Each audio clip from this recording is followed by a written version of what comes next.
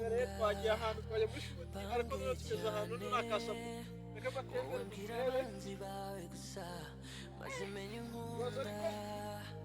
tugere tutagomwa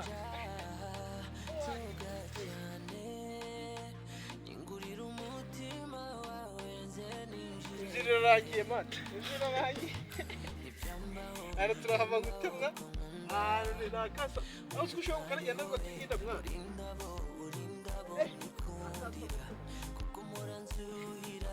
tugiye twavuye so meni rero murabona ko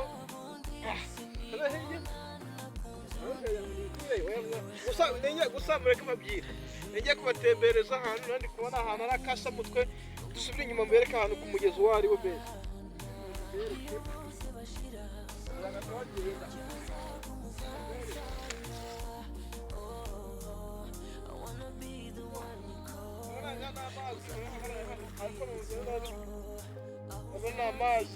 urabona ni amazi so